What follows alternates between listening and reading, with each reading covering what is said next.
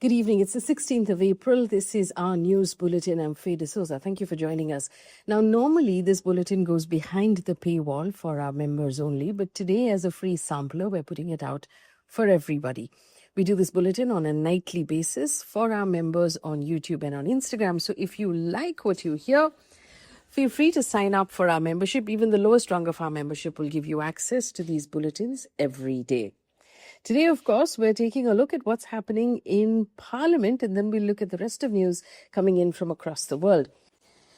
Union Ministers Arjun Ram Meghwal, who's the Minister for Law, and of course Home Minister Amit Shah have introduced 3 bills into Lok Sabha. It will amend the women's quota, the women's reservation bill, and will also set up a delimitation commission that will then do a delimitation exercise. Of course, the opposition has termed this unconstitutional. The Law Minister Meghwal said the strength of Lok Sabha will be increased to 815, of which 272 seats will be reserved for women. He said that the 272 seats will be a simple 33% reservation for women. He also said, according to that proposed legislation, there will be an increase of 50% of the current strength of Lok Sabha, and that 50% will be increased by all states. Neither men nor any state will suffer any loss from the implementation of the Women's Reservation Bill, he said. Now, there were arguments that went on through the day, and the government has responded to the arguments placed by opposition. What I've done is basically put it down into 4 main arguments that the opposition has brought forward and 4 justifications or 4 clarifications from the government. And I'll give you those 4 arguments right now. The first one, the opposition says that this is not really about women's reservation. They accuse the government of using women's reservation to cover up a push for a nationwide delimitation exercise. If the intention was genuine and you wanted to bring in women's reservation, do it at the current 543 seats, the opposition says. The government has responded saying women's reservation cannot be implemented meaningfully without increasing seats or redrawing the constituencies. The second argument, opposition says that this delimitation exercise will reward states with higher population growth, largely North Indian, Hindi-speaking states where the BJP is stronger. It will also penalize southern states that have controlled their population, improved education, improved healthcare outcomes, improved employment, and this will reduce the south states and their relative political power and weaken federal balance. Effectively, the argument says that winning the northern Hindi-speaking belt will effectively win you the whole country, and that will reduce the impact that the southern states have on national politics. The government has responded saying no states will lose seats, that the total number of seats are being increased for everybody and every state will get representation, although this is not clarified in the actual bill. The third argument the opposition has is that the proposed changes give the government more power over the delimitation process because it is going to appoint the commission and the people on the commission that will decide how to draw the borders of every single constituency, and they can then use that benefit to actually make the BJP more powerful. Now, the government has responded saying delimitation will be carried out by a constitutional body, by established norms, and any allegation of gerrymandering is baseless and politically motivated. The opposition also says in its last argument that the bills are being rushed right now in the middle of state elections in a special session of Parliament, and the timing is quite suspect. The government responds saying that there's never really a political neutral time because there are elections happening every year, and delaying it further is disadvantaging the women of India. There is, of course, a larger video that I've uploaded on YouTube that you can watch to take a look at all of these arguments. Union Minister Amit Shah said that a completely false narrative is being built and spread about the representation of southern states. He said, in fact, that the number of seats will go up and the power will grow.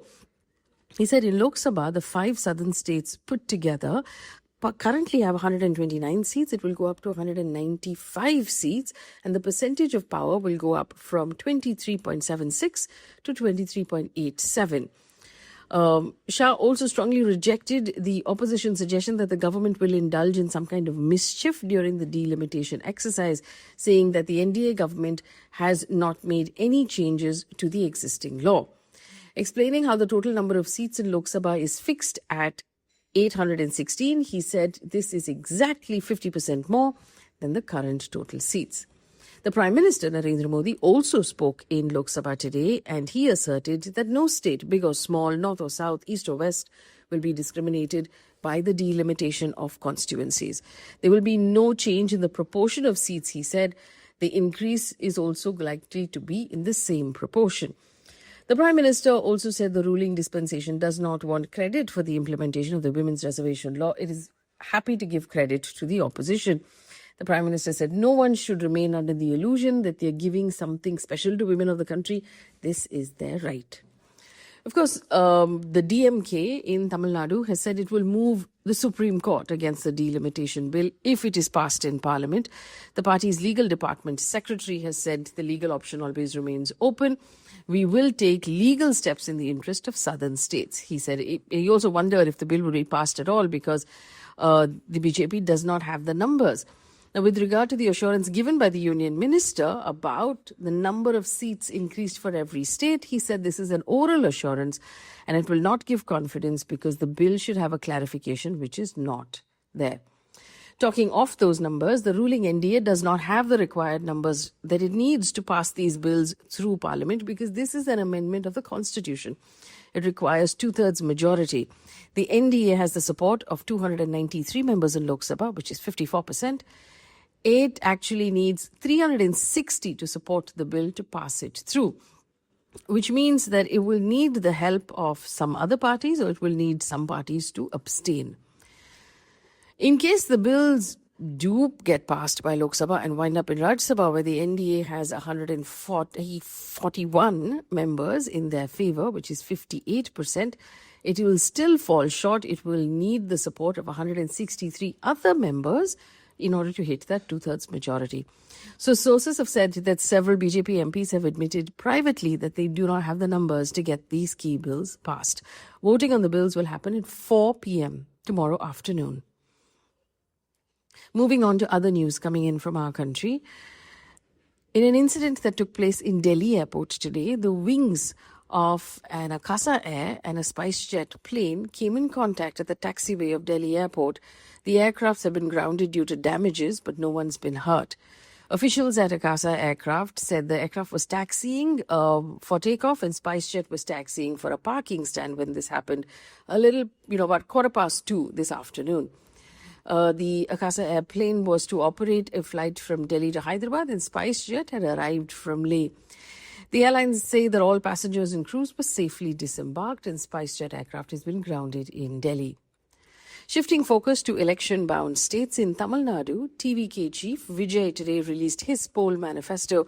He unveiled a sweeping manifesto for the elections in Tamil Nadu, particularly highlighting the welfare of women. And this includes 2,500 rupees monthly assistance to women below the age of 60, 8 grams of gold and a silk sari for those brides who are getting married, and interest-free loans of up to 5 lakh rupees for women-run self-help groups.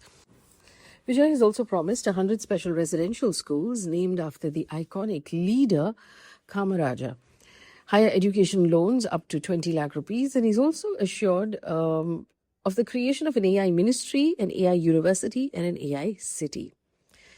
Looking at West Bengal, nearly 23% of the candidates contesting in the first phase of West Bengal's assembly elections have declared criminal cases against themselves, according to ADR and West Bengal Election Watch.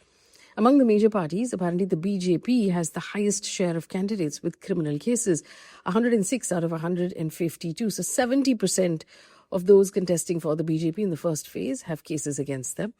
In the TMC, out of a total of 148 candidates, 63 have cases against them. That's 43%. And for the CPIM, they're about 43 out of 98. So as many as 98 candidates have disclosed cases related to crimes against women, including 6 who have declared rape-related charges.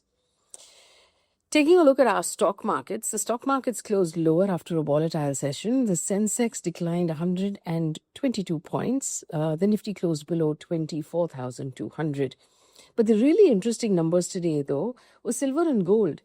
Silver prices climbed up 1,700 rupees, and silver is currently 2,58,000 rupees per kilo in the national capital. Gold slipped about 200, but is still quite expensive, 1,57,800 rupees per 10 grams or per thola. Brent crude traded higher by about 1.5%. Bringing you some updates about the Iran war. Pakistan has said no dates have been decided for the second round of talks between the United States and Iran. The Foreign Office of Pakistan has not confirmed who will come, how large the delegation will be, who will stay, who will leave. They've said it's for the parties to decide. They've also said the nuclear issue will be among the subjects discussed by the countries. The spokesperson went on to say that talks were ongoing at the highest level of trust and secrecy. Pakistan's Field Marshal Asif Munir is heading a high-level political security delegation to Iran, and he's delivering a message from America to Iranian leadership, and he's also going to plan the next round of negotiations. He met Iranian parliamentary speaker Mohammad Bagher Ghalibaf in Tehran, according to Iranian media, without providing any details. In a post on X, Iranian Foreign Minister Abbas Araghchi on Wednesday welcomed Asif Munir to his country and expressed, and I quote, expressed gratitude to Pakistan's gracious hosting of dialogue, emphasizing that it reflects our deep and great bilateral relationship. US President Donald Trump on Tuesday said the second round of talks with Iran could be held in Islamabad over the next 2 days. We haven't heard an update from America since then, though. Meanwhile, the U.S. naval blockade of Iranian ports has continued as U.S. Treasury Secretary Scott Bessent has said that the Trump administration could ramp up the economic pain on Iran with new economic sanctions on countries doing business with it, calling the move the financial equivalent of a bombing campaign. Defense Secretary Pete Hegseth said the U.S. Navy is employing less than 10% of its naval power to enforce the blockade against Iran during a briefing on Thursday. The White House has said any further talks in Iran is likely to take place in Islamabad, though no decision has been made on whether to resume the negotiations at all, and that's the latest from the White House. In the meantime, our Prime Minister Narendra Modi spoke with French President Emmanuel Macron and had a conversation on this evolving situation. The Prime Minister confirmed on a post where he said received a call from dear friend President Emmanuel Macron, discussed situation in West Asia. We agreed on the need to urgently restore safety, freedom of navigation from the Strait of Hormuz. Macron and British Prime Minister Keir Starmer will co-chair a conference tomorrow in Paris to bring together non-belligerent nations, or basically countries that are not fighting, but are willing to participate in a mission in the Strait of Hormuz, which allows free passage for the ships. And this is why that is happening. The International Energy Agency executive director has painted a very sobering picture of the global repercussions of what he called the largest energy crisis the world has ever faced. Now, Fatih Birol, who is the executive director of the International Energy Agency, says Europe may have about 6 weeks or so of jet fuel left.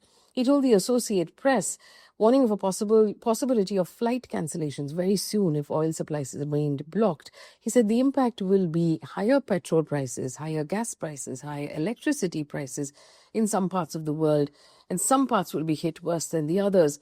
The front line of countries will be hit first are Asian countries, he said, those who rely on Middle East for energy. And he named Japan, Korea, India, China, Pakistan, and Bangladesh. He said, then will come Europe and Americas.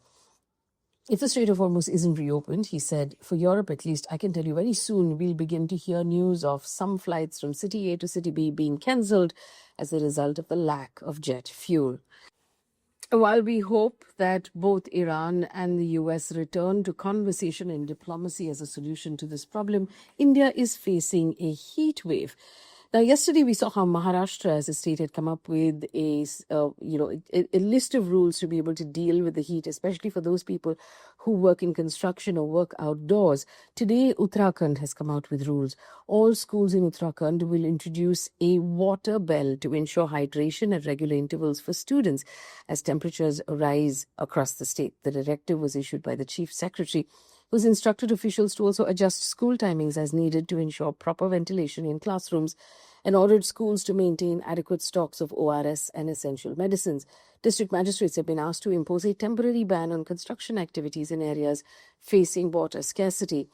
They've also asked officials to ensure the availability of drinking water at bus stops and marketplaces according to this directive. Of course, India is facing unusually high temperatures, and this heat wave actually makes India the hottest country in the world at this particular time of the year. And climate change is coming really close to home. Some of these temperatures are going to soar to unbearable levels, for human work or human existence, which means that our energy bills or our cooling bills are going to increase. And this is also a time when we're going to be looking for energy security. So our government is obviously working very hard to make sure that we get that energy security. And so solutions to the problems in West Asia and the Gulf will help us there. I'm going to leave you there. Thank you so much for listening.